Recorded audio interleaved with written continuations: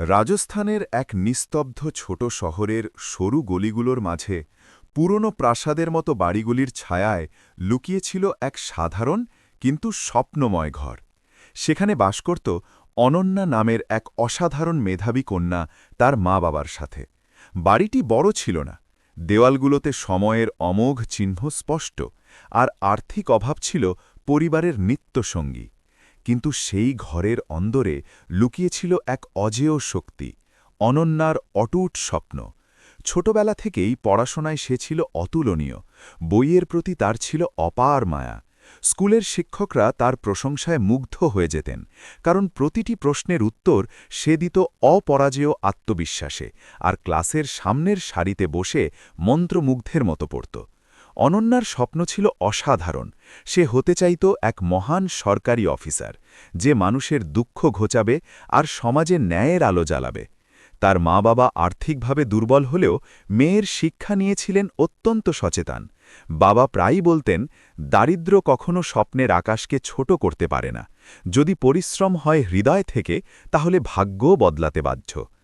এই অটল বিশ্বাসে অনন্যা দিন রাত মেতে থাকত পরিশ্রমে। গভীর রাত অবধি বইয়ের পাতায় ডুবে প্রতিটি নতুন বইকে আলিঙ্গন করত, যেন সেটি তার স্বপ্নের সোনালি সিঁড়ির একটি ধাপ। যদিও সমাজের কিছু মানুষ এবং আত্মীয় স্বজনেরা বারবার তিরস্কারের বাণ ছুঁড়ে বলত যে মেয়েদের এতটা পড়ানোর আদৌ কোনো লাভ আছে কি, আখেরে তো তাদের একদিন ঘরই সামলাতে হয়। কিন্তু অনন্যা এসব কথায় কখনো কর্ণপাত করত না। সে চুপচাপ তার বইয়ের জগতে ডুবে যেত এবং তার লক্ষ্যের দিকে একটু একটু করে পা বাড়িয়ে চলত। ধীরে ধীরে সময় বয়ে গেল, অনন্যা বড় হয়ে উঠল এবং তার স্বপ্নগুলো ততটাই অটল ও বিশাল হয়ে উঠল। তার চোখে সবসময় এক অদ্ভুত আশার আলো জ্বলজ্বল করত, যেন সে তার ভবিষ্যৎকে স্পষ্টভাবে দেখতে পাচ্ছে। তার মনে দৃঢ় বিশ্বাস ছিল যে একদিন তার অক্লান্ত পরিশ্রম অবশ্যই ফল দেবে এবং সে সেই উচ্চতায় পৌঁছাবে যার কথা সে ছোটবেলা থেকে স্বপ্ন দেখে আসছে। কিন্তু জীবন কখনো সোজা পথে চলে না। কখনো কখনো ভাগ্য এমন অপ্রত্যাশিত মোড় নিয়ে আসে যার কথা কেউ কল্পনাও করতে পারে না। আর অনন্যার জীবনও ধীরে ধীরে সেই অজানা মোড়ের দিকে এগিয়ে চলছিল, যা পরবর্তীতে তার সমস্ত জীবনের গতিপথ বদলে দেবে। সময় অবিরাম বয়ে চলল এবং ছোটবেলার সেই ছোট্ট স্বপ্নে ভরা মেয়েটি এখন যৌবনের দরজায় পা রেখেছে। অনন্যার পড়াশোনা চলছিল এবং তার মনে ভবিষ্যৎ নিয়ে অসংখ্য বড় বড় স্বপ্ন ফুটে উঠছিল। কিন্তু ঠিক সেই সময় সমাজ এবং আত্মীয়দের কথাবার্তা তার পরিবারের ওপর চাপ সৃষ্টি করতে শুরু করল। লোকেরা বারবার তার মা-বাবাকে বলতে লাগল যে এখন মেয়ে যথেষ্ট বড় হয়ে গেছে, তার বিয়ে দিয়ে দেওয়া উচিত। আখেরে পরিবার সমাজের চাপের কাছে নতি স্বীকার করল এবং অনন্যার বিয়ে শহরে থাকা অর্জিন নামের এক যুবকের সঙ্গে হয়ে গেল। অর্জুন ছিল অত্যন্ত পরিশ্রমী এবং শহরে একটি ছোট ঢাবা ও টিফিন সার্ভিসের কাজ করত। সে প্রতিদিন ভোরে উঠে বড় বড় পাত্রে ডাল, সবজি ও চাল রান্না করত এবং সেই খাবার শহরের অসংখ্য ছোট রেস্তোরাঁ ও অফিসে পৌঁছে দিত। বিয়ের প্রথম কয়েকটি দিন ছিল একেবারে সাধারণ ও শান্ত। নতুন বাড়ি, নতুন মানুষ এবং নতুন দায়িত্বের ভার।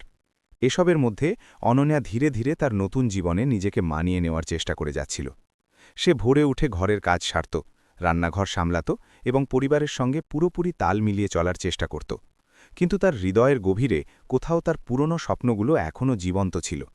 যখনই সে একটু অবসর পেত, সে তার পুরনো বইগুলো বের করে পড়তে বসে যেত। শুরুর দিকে অর্জুন এই বিষয়ে খুব একটা গুরুত্ব দেয়নি, কিন্তু কয়েকদিন পরই এই অভ্যেস তাকে অস্বস্তিতে ফেলতে শুরু করল। এক সন্ধ্যায় যখন সে ঢাবা থেকে ক্লান্ত হয়ে ফিরে এলো, তখন দেখল অনন্যা রান্নাঘরের সব কাজ শেষ করে চুপচাপ বই নিয়ে বসে আছে। এ দৃশ্য দেখে তার মধ্যে রাগের ঝড় উঠল এবং সে জোর গলায় বলে উঠল যে এখন এই বইয়ের কোনো প্রয়োজন নেই। বিয়ের পর মেয়ের একমাত্র কাজ হওয়া উচিত ঘর সামলানো। অনন্যা শান্তভাবে বোঝানোর চেষ্টা করল যে সে শুধুমাত্র একটু পড়তে চায়, যাতে তার স্বপ্নগুলোকে একেবারে মুছে না ফেলে। কিন্তু অর্জুনের এই কথা মোটেই পছন্দ হল না। পরের দিন আবার একই ঘটনা ঘটল। অনন্যা সামান্য সময় বের করে পড়তে বসত এবং অর্জুন তাকে তিরস্কার করে বলত যে বই থেকে ঘর চলে না। ধীরে ধীরে এই বিষয়টি প্রতিদিনের অভ্যাসগত ঝগড়ায় পরিণত হল। কখনো সে বলত যে পড়াশোনা করতে হলে বিয়ে করার দরকার ছিল কেন, আবার কখনো রাগের বশে বই তুলে একপাশে ছুঁড়ে ফেলত। অনেকবার এমন হতো যে অনন্যা নীরবে পড়ছিল আর অর্জুন হঠাৎ এসে রাগে তার বই বন্ধ করে দিয়ে বলত, এখন এসব স্বপ্ন ভুলে যাও। কথায় কথায় তিরস্কার, অসন্তোষ এবং উচ্চ স্বরে তর্ক-বিতর্ক শুরু হয়ে যেত। কখনো রান্নাঘরের কাজে সামান্য দেরি হলেই সে বলে দিত যে বইয়ে মন থাকায় ঘরের কাজ ঠিকমতো হয় না। ধীরে ধীরে বাড়ির পরিবেশ একেবারে বদলে গেল। যেখানে আগে সবকিছু শান্ত ও স্বাভাবিক লাগত, সেখানে এখন প্রায় প্রতিদিন উত্তেজনা ও অস্বস্তি ছড়িয়ে পড়ত। অনেক সময় প্রতিবেশীরাও তাদের উচ্চস্বর শুনে ফেলত। অনন্যা সবসময় চেষ্টা করত চুপ থেকে পরিবেশ সামলে নিতে, কিন্তু প্রতিদিন তার স্বপ্নগুলো ভেঙে যেতে দেখা তার কাছে অসহ্য ভারী হয়ে উঠছিল। রাতে যখন সবাই ঘুমিয়ে পড়ত, তখনও সে অনেকক্ষণ জেগে থাকত। কখনো বইয়ের পাতায় চোখ রাখত, কখনো জানালা দিয়ে বাইরের অন্ধকারে হারিয়ে যেত।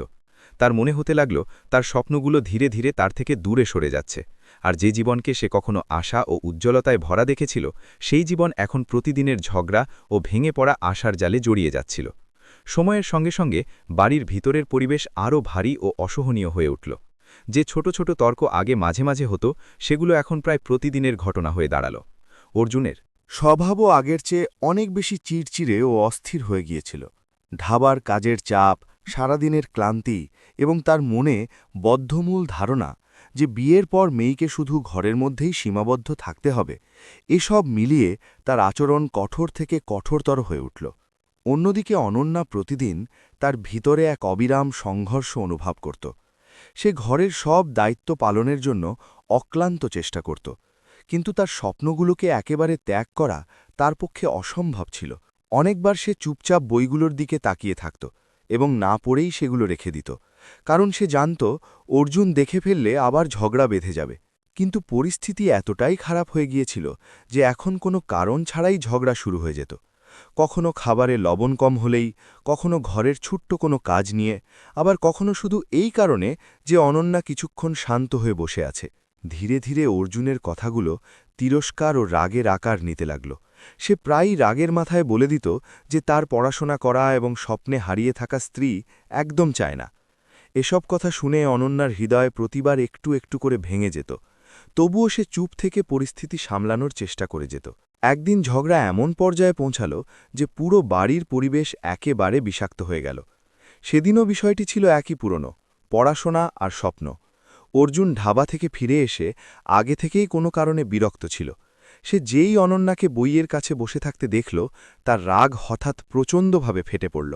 সে উচ্চস্বরে অনন্যাকে ধমকাতে শুরু করল এবং বলল যে বারবার বোঝানোর পরও সে তার অভ্যাস বদলাতে পারছে না। কথা এতটাই বেড়ে গেল যে দুজনের মধ্যে তীব্র তর্ক শুরু হয়ে গেল। অনন্যাও প্রথমবার তার মনের কথা খুলে বলল যে সে কখনো ঘরের দায়িত্ব থেকে পালিয়ে যাওয়ার চেষ্টা করেনি, কিন্তু তার স্বপ্নগুলোকে পুরোপুরি শেষ করে দেওয়া তার পক্ষে একেবারেই সম্ভব নয়। এ কথা শুনে অর্জুনের রাগ আরও বহুগুণ বেড়ে গেল। রাগের ঝোঁকে সে এমন কিছু কঠোর কথা বলে ফেলল যা যে কোনো সম্পর্ককে ভিতর থেকে চূর্ণ করে দিতে পারে। সেই মুহূর্তে রাগের বশে নেওয়া তার সিদ্ধান্ত অত্যন্ত ভারী হয়ে উঠল। সে অনন্যাকে বাড়ি থেকে চলে যেতে বলে দিল। সেই সময়ের পরিবেশ এতটাই উত্তেজনাপূর্ণ ছিল যে কোনো কথাই আর সামলানো সম্ভব হল না। অনন্যা যখন বুঝতে পারল যে এখন তার জন্য সেই বাড়িতে আর কোনো জায়গা নেই, তখন ভারী হৃদয়ে সে নিজের কিছু জিনিসপত্র গুছিয়ে নিয়ে চুপচাপ সেই বাড়ি থেকে বেরিয়ে গেল, যেখানে সে একদিন নতুন জীবনের উজ্জ্বল আশা দেখেছিল। তারপর ঘটনাগুলো অত্যন্ত দ্রুত গতিতে বদলে যেতে লাগল। সম্পর্কের যে ফাটল আগে থেকেই তৈরি হয়েছিল, সেটি এখন সম্পূর্ণরূপে ভেঙে চুরমার হয়ে গেল। কয়েকদিন পর দুজনের মধ্যে আনুষ্ঠানিকভাবে তালাক সম্পন্ন হল। এই খবর যখন অনন্যার জীবনের অংশ হয়ে উঠল, তখন তার কাছে এটা এক গভীর আঘাতের চেয়ে কম কিছু ছিল না। যে সম্পর্ককে টিকিয়ে রাখার জন্য সে তার সমস্ত শক্তি দিয়েছিল, সেই সম্পর্ক এভাবে শেষ হয়ে যাবে তা সে কখনো স্বপ্নেও ভাবতে পারেনি। তালাকের পরের দিনগুলো তার জন্য অসম্ভব কঠিন ছিল। সে প্রায়ই একা বসে তার অতীতের দিনগুলো নিয়ে ভাবতে থাকত। কখনো তার স্বপ্নগুলো মনে পড়ত, কখনো বিয়ের প্রথম শান্ত দিনগুলো, আবার কখনো সেই মুহূর্ত যখন সব কিছু হঠাৎ ভেঙে চুরমার হয়ে গিয়েছিল। অনেকবার তার চোখে অশ্রু চলে আসত, কারণ যে কোনো সম্পর্কের এভাবে শেষ হয়ে যাওয়া কারো পক্ষেই সহজ নয়। কয়েকদিন পর্যন্ত সে সত্যিই ভিতর থেকে একেবারে ভেঙে পড়েছিল, যেন তার জীবনের সব দিক হারিয়ে গেছে। কিন্তু ধীরে ধীরে সময় তাকে নিজেকে সামলে নেওয়ার সুযোগ দিল। কষ্ট ও ভাঙনের মধ্যে সে নিজেকে অনেক প্রশ্ন করল, তার জীবন কি এখানেই শেষ হয়ে গেল? এখন কি তার সামনে এগিয়ে যাওয়ার কোনো পথই নেই?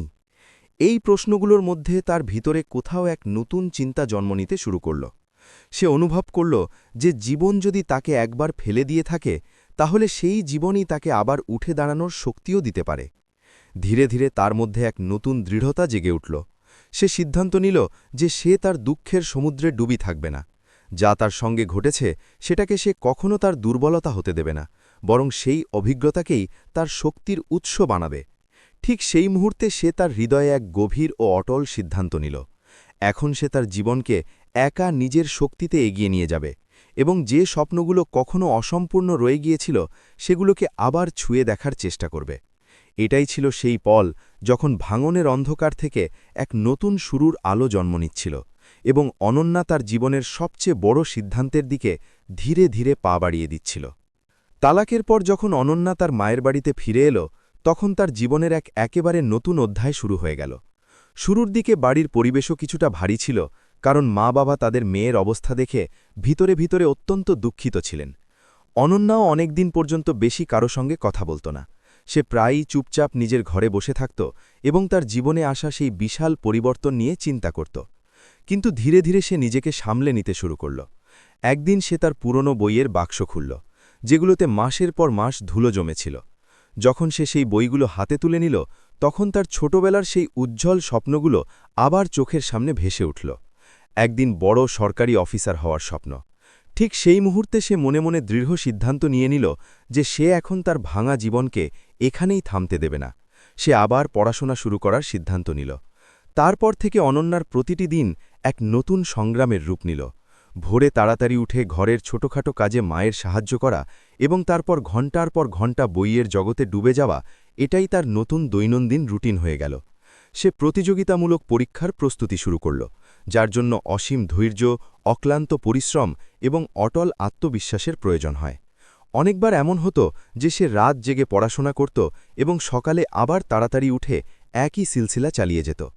আর্থিক অবস্থা তখনও খুব সচ্ছল ছিল না, তাই অনেক সময় দামি বই কেনারও অসুবিধা হতো। সেই সময় সে পুরনো নোট থেকে পড়ত, লাইব্রেরি থেকে বই নিয়ে আসত অথবা বন্ধুদের সাহায্য নিত। তার মা বাবাও তাদের সাধ্য অনুসারে তার পাশে থাকতেন। তারা সবসময় তাকে সাহস যোগাতেন এবং বলতেন যে সত্যিকারের পরিশ্রমী মানুষ কখনো খালি হাতে ফিরে আসে না। কিন্তু এই পথে শুধু পরিশ্রম নয়, অসংখ্য কঠিন বাধাও ছিল। প্রতিযোগিতামূলক পরীক্ষা কখনো সহজ হয় না এবং অনেকবার অনন্যাকে ব্যর্থতার মুখোমুখি হতে হয়েছিল। যখন প্রথমবার তার নির্বাচন হয়নি তখন সে খুব গভীর হতাশায় ডুবে গিয়েছিল। কয়েকদিনের জন্য তার মনে হয়েছিল হয়তো সে কখনো তার লক্ষ্যে পৌঁছাতে পারবে না। কিন্তু তারপর সে নিজেকে শক্ত করে আবার প্রস্তুতিতে ঝাঁপিয়ে পড়ল। সে তার ভুলগুলো বিশ্লেষণ করল, পড়াশোনার পদ্ধতি বদলে ফেলল এবং আগের চেয়ে অনেক বেশি তীব্র পরিশ্রম শুরু করল। ধীরে ধীরে তার আত্মবিশ্বাসও ফিরে আসতে লাগল। প্রতিদিন সে নিজের কাছে এক অটল প্রতিশ্রুতি নিত যে যত কঠিনই হোক না কেন সে কখনো হার মানবে না। সময় কেটে গেল এবং তার পরিশ্রম অবিরাম চলতে থাকল। অনেক বছরের কঠিন প্রস্তুতি, অসীম ধৈর্য এবং অক্লান্ত সংগ্রামের পর অবশেষে সেই মাহেন্দ্রক্ষণ এল যার অপেক্ষায় সে দীর্ঘদিন ধরেছিল। যখন প্রতিযোগিতামূলক পরীক্ষার ফলাফল ঘোষিত হল এবং তাতে তার নাম দেখা গেল, তখন সেই মুহূর্ত তার কাছে অবিশ্বাস্য মনে হয়েছিল। অনন্যার নির্বাচন জেলা অফিসার ডিএম পদে হয়ে গিয়েছিল। এটা শুধু একটি চাকরি ছিল না, বরং তার বছরের পর বছরের সংগ্রাম, কষ্ট ও অক্লান্ত পরিশ্রমের সবচেয়ে বড় বিজয় ছিল। যখন এই খবর পুরো শহরে ছড়িয়ে পড়ল তখন সবাই অবাক হয়ে গেল। যে লোকেরা কখনো তার সম্পর্কে নানা ধরনের কথা বলত, তারাই এখন তার সাফল্যের গল্প ছড়িয়ে দিতে লাগল। তার মা বাবার চোখে গর্ব ও আনন্দের অশ্রু গড়িয়ে পড়ছিল, কারণ তাদের মেয়ে যে স্বপ্নকে অসম্ভব মনে হতো সেটাকে সত্যি করে দেখিয়েছিল। সময়ের সঙ্গে সঙ্গে অনন্যা তার পদের দায়িত্বগুলো অসাধারণ সততা ও নিষ্ঠার সঙ্গে পালন করতে শুরু করল। সে একজন কঠোর কিন্তু ন্যায়পরায়ণ অফিসার হিসাবে সবার কাছে পরিচিত হয়ে উঠল। তার প্রতিটি সিদ্ধান্তে নিরপেক্ষতা ও সততা স্পষ্টভাবে ফুটে উঠত। সে সবসময় এই বিষয়ে সতর্ক থাকত যে কোনো নির্দোষ ব্যক্তির সঙ্গে যেন অন্যায় না হয় এবং প্রতিটি মামলায় সঠিক তদন্তের পরই সিদ্ধান্ত নেওয়া হয়। মানুষের মধ্যে তার ইমেজ একজন এমন অফিসারের হয়ে গিয়েছিল যে তার কর্তব্যের প্রতি পুরোপুরি নিবেদিত এবং কোনো পরিস্থিতিতেই সত্য ও ন্যায়ের পথ ছেড়ে যায় না। এই সততা ও দৃঢ়তার জন্য ধীরে ধীরে পুরো জেলায় তার সম্মান বাড়তে লাগল এবং মানুষ তাকে শুধু একজন অফিসার নয়, বরং একজন শক্তিশালী ও অনুপ্রেরণাদায়ক ব্যক্তিত্ব হিসাবে দেখতে শুরু করল। অন্যদিকে সময়ের সঙ্গে অর্জুনের জীবনও তার নিজস্ব পথে এগিয়ে চলছিল। তালাকের পর কয়েকদিন সে নিজেও ভিতর থেকে অনেক ভেঙে পড়েছিল, কিন্তু ধীরে ধীরে সে নিজেকে তার কাজে পুরোপুরি ডুবিয়ে দিল। তার ছোট ঢাবাই এখন তার সমস্ত দুনিয়া হয়ে উঠেছিল। প্রতিদিন ভোরের অন্ধকারে উঠে সে ঢাবায় পৌঁছে চুল্লি জ্বালাত এবং বড় বড় পাত্রে ডাল, সবজি, চাল ও রুটি তৈরি করতে লেগে যেত। শুরুর দিকে তার কাজ খুব ছোট ছিল, মাত্র কয়েকটি জায়গায় সে টিফিন ও খাবার পৌঁছে দিত। কিন্তু অর্জুন তার কাজের প্রতি অত্যন্ত সৎ ছিল। সে খাবারের পরিচ্ছন্নতা, স্বাদ ও গুণমানের প্রতি বিশেষ নজর রাখত। ধীরে ধীরে তার তৈরি খাবারের সুনাম আশেপাশের এলাকায় ছড়িয়ে পড়ল। কিছু ছোট রেস্তোরাঁ, দোকান ও অফিস তার কাছ থেকে খাবার নিতে শুরু করল। অর্জুনের ঢাবা এখন আগের চেয়ে অনেক বেশি ব্যস্ত হয়ে উঠল। দুপুরের সময় সেখান থেকে একের পর এক টিফিন প্যাক হয়ে বেরিয়ে যেত এবং বিভিন্ন জায়গায় পৌঁছে যেত।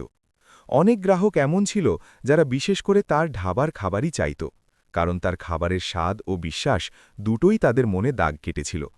সময়ের সঙ্গে সঙ্গে তার ব্যবসা ধীরে ধীরে বড় হতে লাগল। আগে যেখানে সে একা বা এক দুজনের সাহায্যে কাজ চালাত, সেখানে এখন তাকে আরও কয়েকজন কর্মী নিয়োগ করতে হল। ঢাবায় সারা দিন চাঞ্চল্য লেগেই থাকত। সকাল থেকে সন্ধে পর্যন্ত লোকজনের আনাগোনা চলত। অনেক গ্রাহক এখন সরাসরি ঢাবায় বসে খাবার খেতেও আসত। শহরের কিছু ছোট রেস্তোরাঁ তার কাছ থেকে বড় পরিমাণে খাবার নিতে শুরু করেছিল। এসব দেখে অর্জুনের মনে একটা স্বস্তির অনুভূতি জাগছিল, কারণ অনেক দিন পর তার কাজ সঠিক পথে এগোচ্ছিল। কিন্তু যেখানে কারো পরিশ্রম ফল দেয়, সেখানে কিছু মানুষ এমনও থাকে যাদের অন্যের উন্নতি দেখে মোটেই ভালো লাগে না। অর্জুনের ঢাবার ঠিক পাশেই আরেকটি ছোট ব্যবসায়ী বিকাশ তার দোকান চালাত। শুরুতে সে অর্জুনের কাজে খুব একটা নজর দিত না, কিন্তু যতই অর্জুনের ব্যবসা বাড়তে লাগল এবং লোকেরা তার প্রশংসা করতে লাগল, ততই বিকাশের মনে ঈর্ষার আগুন জ্বলে উঠল। তার একদম ভালো লাগত না যে আশেপাশের মানুষ অর্জুনের খাবারের প্রশংসা করে এবং তার ঢাবায় ভিড় বাড়তে থাকে। অনেকবার সে দূর থেকে দাঁড়িয়ে দেখত কিভাবে গ্রাহকরা অর্জুনের ঢাবা থেকে খাবার নিয়ে যাচ্ছে। ধীরে ধীরে তার মনে এই ভয় বসে গেল যে যদি অর্জুনের কাজ এভাবে বাড়তে থাকে, তাহলে তার নিজের দোকানে প্রভাব পড়বে। এই চিন্তাই তার মধ্যে জ্বালা ও ঘৃণার জন্ম দিল। সে প্রায়ই তার কয়েকজন পরিচিতের সঙ্গে বসে অর্জুন সম্পর্কে উল্টোপাল্টা কথা বলতে শুরু করল। কখনো বলতো, জানি না তার খাবারে এমন কি আছে যে লোকেরা এত পছন্দ করে। আবার কখনো বলতো, এত সস্তায় এত বেশি খাবার দেওয়া কোথাও না কোথাও সন্দেহজনক। ধীরে ধীরে তার মনে এই ধারণা পাকা হয়ে গেল যে যদি কোনোভাবে অর্জুনের সুনাম নষ্ট করে দেওয়া যায়, তাহলে তার বাড়তে থাকা ব্যবসা থেমে যাবে। এই চিন্তা নিয়ে সে চুপচাপ একটি ষড়যন্ত্রের পরিকল্পনা তৈরি করতে শুরু করল। বাইরে থেকে সে সাধারণ আচরণ করত, কিন্তু ভিতরে ভিতরে সে সুযোগের অপেক্ষায় থাকত যে কিভাবে অর্জুনকে অপবাদ দেওয়া যায়। সেই জ্বালা ও ঈর্ষায় ভরা মনে এক ভয়ঙ্কর ষড়যন্ত্র ধীরে ধীরে আকার নিতে লাগল, যা পরে অর্জুনের জীবনে এক বড় বিপর্যয় হয়ে উঠবে। সময় অবিরাম এগিয়ে চলছিল এবং অর্জুন তার ঢাবার কাজে সব সময়ের মতো নিমগ্ন ছিল। প্রতিদিনের মতো সেদিনও সকাল থেকে ঢাবায় চাঞ্চল্য ছিল। বড় বড় পাত্রে ডাল ও সবজি রান্না হচ্ছিল, চুল্লিতে রুটি শাকা হচ্ছিল এবং কর্মীরা টিফিন প্যাক করে বিভিন্ন জায়গায় পাঠানোর প্রস্তুতি নিচ্ছিল। দুপুর পর্যন্ত অনেক রেস্তোরাঁ ও অফিসের খাবার বেরিয়ে গিয়েছিল। সবকিছু একেবারে স্বাভাবিক লাগছিল, কিন্তু সেদিন সন্ধ্যা হতে না হতেই শহরে এক অদ্ভুত খবর ছড়িয়ে পড়ল। কয়েকজন দাবি করল যে তারা যে খাবার খেয়েছিল সেটি অর্জুনের ঢাবা থেকে এসেছিল এবং খাওয়ার পর তাদের শরীর খারাপ হয়ে গেছে। প্রথমে এই কথা কয়েকজনের মধ্যে আলোচনা হচ্ছিল, কিন্তু দেখতে দেখতে খবরটি পুরো এলাকায় ছড়িয়ে পড়ল। অল্প সময়ের মধ্যে বলা হতে লাগল যে সেই খাবারে বিপজ্জনক কেমিক্যাল মেশানো হয়েছিল, যার ফলে লোকেরা অসুস্থ হয়ে পড়েছে। যতই খবর ছড়াতে লাগল, ততই পরিবেশে উত্তেজনা বাড়তে লাগল। কিছু লোক ঢাবার বাইরে দাঁড়িয়ে নানা ধরনের কথা বলতে লাগল। কেউ বলল খাবারের গুণমানে গণ্ডগোল আছে, আবার কেউ সরাসরি অভিযোগ করল যে জেনে শুনে বিষাক্ত পদার্থ মেশানো হয়েছে। অল্প সময়ের মধ্যে পুলিশও খবর পেয়ে গেল এবং তদন্তের জন্য কয়েকজন পুলিশকর্মী ঢাবায় হাজির হল। হঠাৎ পুলিশকে দেখে অর্জুনও ঘাবড়ে গেল। পুলিশ তাকে একের পর এক প্রশ্ন করতে শুরু করল। খাবার কোথায় তৈরি হয়, কারা কাজ করে, কোন কোন জায়গায় খাবার পাঠানো হয়। ঢাবার কয়েকটি খাবারের নমুনাও নিয়ে নেওয়া হলো। অন্যদিকে খবর এত দ্রুত ছড়িয়ে গিয়েছিল যে স্থানীয় মিডিয়ার লোকেরাও চলে এলো। ক্যামেরা ও মাইক নিয়ে রিপোর্টাররা লোকেদের সাক্ষাৎকার নিতে লাগল। দেখতে দেখতে ঘটনাটি এক বড় খবর হয়ে উঠল। রিপোর্টারদের কথাবার্তা ও লোকের গুজবে পরিবেশ আরও উত্তপ্ত হয়ে উঠল। অনেকে পুরো সত্য না জেনেই নানা কথা ছড়াতে লাগল। কয়েক ঘন্টার মধ্যে খবরটি শহরের বিভিন্ন এলাকায় ছড়িয়ে পড়ল যে এক ধাবার খাবারে কেমিক্যাল মেশানোর ঘটনা ঘটেছে। এর মধ্যে অর্জুন বারবার বলছিল যে সে এমন কিছুই করেনি। সে বোঝানোর চেষ্টা করছিল যে তার খাবার সবসময় পরিচ্ছন্নতার সঙ্গে তৈরি হয় এবং সে কখনো এমন অন্যায় করতে পারে না। তার মুখে ঘাবড়ানি ও অস্থিরতা স্পষ্ট ছিল, কারণ হঠাৎ এত গুরুতর অভিযোগ তার উপর চাপিয়ে দেওয়া হয়েছিল। কিন্তু সেই সময় কেউ তার কথা শুনতে রাজি ছিল না। পুলিশ তার নিয়ম অনুসারে এগিয়ে চলছিল এবং আশেপাশের লোকেরা নানা কথা বলছিল। অল্প সময়ের মধ্যে তার বিরুদ্ধে আনুষ্ঠানিক মামলা রুজু হয়ে গেল এবং পুরো ঘটনার তদন্ত শুরু হল। ঘটনাটি এখন আর ছোট অভিযোগে সীমাবদ্ধ ছিল না। খাবারে কেমিক্যাল মেশানোর অভিযোগ অত্যন্ত গুরুতর, তাই প্রশাসনও এটাকে হালকাভাবে নিতে পারছিল না। ধীরে ধীরে সব রিপোর্ট, বয়ান ও কাগজপত্র এক ফাইলে জড়ো করা হতে লাগল, কারণ ঘটনাটি জনস্বাস্থ্য ও নিরাপত্তার সঙ্গে জড়িত ছিল, তাই এটাকে উচ্চ স্তরে দেখার প্রয়োজন ছিল। অবশেষে ফাইলটি প্রশাসনিক প্রক্রিয়া অনুসারে জেলার সর্বোচ্চ অফিসার, জেলা অফিসার অনন্যার কাছে পৌঁছে গেল, যেখান থেকে এই পুরো ঘটনার ভবিষ্যৎ দিক নির্ধারিত হবে। যখন খাবারে কেমিক্যাল মেশানোর ফাইল জেলা অফিসার অনন্যার অফিসে পৌঁছাল, তখন সেও প্রথমে এটাকে এক সাধারণ প্রশাসনিক কেস হিসাবে দেখতে বসল। তার সামনে অনেক কাগজপত্র, রিপোর্ট ও অভিযোগ ছিল। শুরুতে সে সাধারণ নিয়ম অনুসারে ফাইল পড়তে শুরু করল, কিন্তু যতই সে প্রতিটি রিপোর্ট ও বয়ান মনোযোগ দিয়ে পড়তে লাগল, ততই কিছু বিষয় তার কাছে অদ্ভুত লাগতে লাগল। কয়েকজনের বয়ান একে অপরের সঙ্গে মিল ছিল না। কোথাও লেখা ছিল খাবার খাবার সঙ্গে সঙ্গে শরীর খারাপ হয়েছে, আবার কোথাও বলা হয়েছে অনেক ঘণ্টা পর সমস্যা শুরু হয়েছে। মেডিকেল রিপোর্টেও কিছু অস্পষ্টতা ছিল। অনন্যার প্রশাসনিক অভিজ্ঞতা থেকে তার মনে হচ্ছিল যে এই ঘটনায় কোথাও না কোথাও কোনো ষড়যন্ত্র লুকিয়ে আছে। ঠিক তখন ফাইলের এক পাতায় অভিযুক্তের নাম পড়ল অর্জুন। তার মনোযোগ হঠাৎ সেখানে আটকে গেল। সে কয়েক মুহূর্ত চুপ করে বসে রইল। এই নাম তার কাছে একদম অচেনা ছিল না। তার মনে তৎক্ষণাৎ অনেক পুরনো স্মৃতি ভেসে উঠল। তার সন্দেহ হল, এই অর্জুনই কি সেই ব্যক্তি যার সঙ্গে তার একদিন বিয়ে হয়েছিল এবং পরে তালাক হয়ে গিয়েছিল? এই চিন্তা আসার সঙ্গে সঙ্গে সে ফাইলটি আরও গভীর মনোযোগ দিয়ে পড়তে শুরু করল। সে প্রতিটি বয়ান, প্রতিটি রিপোর্ট ও প্রতিটি বিবরণ খুঁটিয়ে দেখতে লাগল। যত পড়ছিল ততই তার মনে হচ্ছিল ঘটনাটি ওপর থেকে যত সোজা দেখাচ্ছে তত সোজা নয়। তার মনে বারবার প্রশ্ন জাগছিল যে যদি সত্যিই খাবারে কেমিক্যাল মেশানো হয়ে থাকে, তাহলে তার প্রমাণ তদন্ত রিপোর্টে স্পষ্ট থাকত। কিন্তু এখানে অনেক কিছু অসম্পূর্ণ ও সন্দেহজনক লাগছিল। অনন্যা স্বভাবগতভাবে এমন অফিসার ছিল যে শুধু কাগজের লেখার ওপর ভিত্তি করে সিদ্ধান্ত নিতে বিশ্বাস করত না। তার মনে হল এই কেসের আসল সত্য বের করতে শুধু ফাইল পড়া যথেষ্ট নয়, নিজে গিয়ে পরিস্থিতি দেখা জরুরি। কিছুক্ষণ চিন্তা করে সে এক অভিনব পরিকল্পনা তৈরি করল। সে সিদ্ধান্ত নিল যে সে নিজের চোখে ঘটনার সত্য দেখবে, কিন্তু তার আসল পরিচয় প্রকাশ করবে না। সে তার বিশ্বস্ত বিভাগীয় যোগাযোগের মাধ্যমে একজন ফুড ল্যাব সায়েন্টিস্টের সঙ্গে যোগাযোগ করল, যিনি খাবারের গুণমান ও সন্দেহজনক পদার্থের তদন্তে বিশেষজ্ঞ। অনন্যা তাকে পুরো ঘটনা বলল এবং তার সহযোগিতা চাইল। দুজনে ঠিক করল তারা অফিসার হিসেবে নয়, সাধারণ গ্রাহক হিসেবে ঢাবায় যাবে, যাতে কোনো সন্দেহ না হয়। কিছুক্ষণ পর দুজন সাধারণ পোশাকে সেই এলাকায় রওনা দিল। যখন তারা পৌঁছল, তখন বাইরে থেকে সবকিছু একেবারে স্বাভাবিক লাগছিল। ঢাবায় কয়েকজন খাবার খাচ্ছিল, কেউ টিফিন প্যাক করাচ্ছিল এবং ভিতরে রান্না চলছিল। অনন্যা ও সায়েন্টিস্ট সাধারণ গ্রাহকের মতো বসে খাবার অর্ডার করল। খাবার আসা পর্যন্ত অনন্যা চুপচাপ সবকিছু লক্ষ্য করছিল। সে দেখছিল রান্নাঘরে কিভাবে খাবার তৈরি হচ্ছে, পাত্র পরিষ্কার হচ্ছে এবং কাজের বন্টন হচ্ছে। তার কাছে মনে হল পরিচ্ছন্নতা ঠিকঠাক আছে এবং কাজ সুসংগঠিত। সায়েন্টিস্টও অত্যন্ত সতর্কতার সঙ্গে কিছু নমুনা সংগ্রহ করল। অনন্যা দেখল কর্মীরা স্বাভাবিকভাবে কাজ করছে এবং কোনো ঘাবড়ানি নেই। যতক্ষণ সে বসেছিল ততই তার মনে সন্দেহ দৃঢ় হচ্ছিল যে অর্জুনের বিরুদ্ধে অভিযোগ হয়তো সত্য নয়।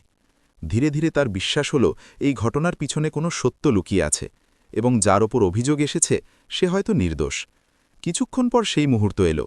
ঢাবা থেকে নেওয়া নমুনাগুলো ল্যাবে পাঠানো হয়েছিল। তদন্তের সময় লাগল। কয়েকদিন পর ল্যাব রিপোর্ট এলো। প্রতিটি পাতা পড়ে একটি বিষয় স্পষ্ট হয়ে গেল, খাবারে কোনো বিপজ্জনক কেমিক্যাল বা বিষাক্ত পদার্থ পাওয়া যায়নি। সব নমুনা নিরাপদ। এতে অনন্যার সন্দেহ নিশ্চিত হয়ে গেল। সে বুঝল এটি একটি ষড়যন্ত্র। তখন সে তদন্তকে আরও গভীর করার আদেশ দিল। যারা অভিযোগ করেছিল তাদের বয়ান আবার নেওয়া হলো। পুলিশের জিজ্ঞাসাবাদে অনেক বিরোধ বেরিয়ে এলো। কারও বলা ছিল অন্য জায়গায় খেয়েছে, কারও মনে ছিল না ঠিক কোথায়। তদন্তের নজর পড়ল সেই প্রতিবেশী ব্যবসায়ী বিকাশের ওপর। শুরুতে সে সাধারণ থাকার চেষ্টা করছিল, কিন্তু কঠোর জিজ্ঞাসাবাদে সত্য বেরিয়ে এলো। বিকাশই টাকা দিয়ে লোকদের দিয়ে মিথ্যা অভিযোগ করিয়েছিল যাতে অর্জুনের ব্যবসা নষ্ট হয়। এই খোলাসার পর সবকিছু পরিষ্কার হয়ে গেল। অনন্যা তৎক্ষণাৎ কঠোর ব্যবস্থা নেওয়ার আদেশ দিল। বিকাশের বিরুদ্ধে মিথ্যা অভিযোগ, ভুল তথ্য ছড়ানো ও নির্দোষকে অপবাদ দেওয়ার মামলা রুজু হল। যারা টাকা নিয়ে মিথ্যা বলেছিল তাদেরও শাস্তি হল। রিপোর্টে স্পষ্ট লেখা হল অর্জুনের খাবারে কোনো কেমিক্যাল ছিল না এবং অভিযোগ ভিত্তিহীন। প্রশাসন ঘোষণা করল অর্জুন সম্পূর্ণ নির্দোষ। এতে প্রমাণিত হল কেউ কেউ অন্যের পরিশ্রম নষ্ট করার জন্য কত নিচে নামতে পারে, কিন্তু সত্য শেষ পর্যন্ত জয়ী হয়। যখন তদন্ত শেষ হয়ে অর্জুন নির্দোষ প্রমাণিত হল, তখন খবরটি শহরে ছড়িয়ে পড়ল। লোকেরা জানতে পারল যে এই কেসের গভীর তদন্ত করেছেন জেলা অফিসার অনন্যা নিজে। শুরুতে অর্জুন শুধু জানত কোনো বড় অফিসারের জন্য সত্য বেরিয়েছে, কিন্তু যখন পুরো বিষয়ে জানল যে সেই অফিসার তার পুরনো স্ত্রী অনন্যা, তখন সে কয়েক মুহূর্তের জন্য স্তব্ধ হয়ে গেল। তার মনে পুরনো স্মৃতি ঝড়ের মতো উঠে এলো। সে বিশ্বাস করতে পারছিল না যে যাকে সে রাগে দূর করে দিয়েছিল সেই আজ এত বড় অফিসার হয়ে তার জন্য ন্যায়ের দরজা খুলে দিয়েছে। তার মনে গভীর অনুশোচনা জাগল। সে তার অতীতের প্রতিটি কথা মনে করল, যখন অনন্যার স্বপ্ন বুঝতে চায়নি। সে মনে করল কিভাবে প্রতিদিনের ঝগড়ায় সে এমন কথা বলেছিল যাতে অনন্যার হৃদয় ভেঙে গিয়েছিল। এখন যখন জানল অনন্যা কোনো প্রতিশোধ ছাড়াই নিরপেক্ষভাবে তার সত্য বের করেছে, তখন তার লজ্জা ও অনুশোচনা আরও গভীর হল। অনেকক্ষণ চিন্তা করে সে সিদ্ধান্ত নিল অনন্যার সঙ্গে দেখা করে তার ভুল স্বীকার করবে। কয়েকদিন পর সে সাহস করে জেলা অফিসারের অফিসে পৌঁছল। সেখানকার পরিবেশ তার কাছে একেবারে নতুন ছিল। নিরাপত্তা, শৃঙ্খলা ও অফিসারদের দেখে যখন তাকে ভিতরে ডাকা হলো এবং সামনে অনন্যাকে দেখল, তখন সে কিছুক্ষণ কথা বলতে পারল না। অনন্যা শান্তভাবে তার সামনে দাঁড়ানো অর্জুনকে দেখছিল। অর্জুন ধীরে ধীরে কথা শুরু করল এবং দ্বিধা নিয়ে বলল সে ক্ষমা চাইতে এসেছে। সে স্বীকার করল অতীতে সে বড় ভুল করেছে। তার রাগ ও ছোট চিন্তাই তাদের সম্পর্ক ভেঙেছে।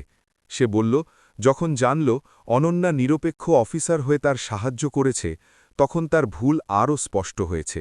তার চোখে অনুশোচনা ঝলকাচ্ছিল। সে বারবার বলছিল যদি সম্ভব হয় অনন্যা তাকে ক্ষমা করে দিন। অনন্যা কিছুক্ষণ চুপ করে তার কথা শুনল। তার মনেও পুরনো স্মৃতি ভেসে উঠছিল। কিছুক্ষণ পর সে ধীরে বলল, জীবন মানুষকে অনেক কিছু শেখায়। ভুল থেকেও মানুষ ভালো হয়ে উঠতে পারে যদি শিক্ষা নেয়। অতীত বদলানো যাবে না, কিন্তু যদি দুজন সত্যি নতুন শুরু করতে চায়, তাহলে সামনের পথ বদলানো যায়। অর্জুনের চোখে আশার আলো ফুটে উঠল। শেষ পর্যন্ত অনন্যা তাকে ক্ষমা করে দিল। সেই মুহূর্তে দুজনের মন থেকে বছরের বোঝা নেমে গেল। সময়ের সঙ্গে দুজনে আবার তাদের সম্পর্ককে নতুন করে শুরু করার সিদ্ধান্ত নিল। এখন তাদের জীবনের পথ আলাদা, কিন্তু বোঝাপড়া অনেক গভীর হয়েছিল। অর্জুন তার ঢাবা ও রেস্তোরাঁর কাজকে আরও সততার সঙ্গে চালাতে লাগল এবং আগের চেয়ে আরও বেশি পরিশ্রম করতে লাগল। অন্যদিকে অনন্যা তার পদে থেকে একজন দায়িত্বশীল ও ন্যায়পরায়ণ জেলা অফিসার হিসেবে কাজ করে যেতে লাগল। দুজনে নিজ নিজ কাজে ব্যস্ত থেকেও একে অপরের প্রতি সম্মান ও বোঝাপড়া বজায় রাখত। এখন তাদের মধ্যে আগের তিক্ততা নেই, বরং নতুন বিশ্বাস ও সঙ্গ আছে। ধীরে ধীরে তাদের জীবন আবার সুষম ও শান্ত হয়ে উঠল এবং দুজনে মিলে তাদের জীবনকে এক নতুন দিক দিল, যেখানে অনুশোচনার জায়গায় বোঝাপড়া এসেছে এবং পুরনো কষ্টের জায়গায় নতুন শুরুর আশা। প্রিয় বন্ধুরা, এখানেই এই গল্পের সমাপ্তি। এমন এক গল্প যা আমাদের শেখায় যে পরিশ্রম, সততা ও সময় কখনো না কখনো মানুষকে তার প্রাপ্য অবশ্যই দেয় এবং কখনো কখনো জীবন আমাদের দ্বিতীয় সুযোগও দেয়।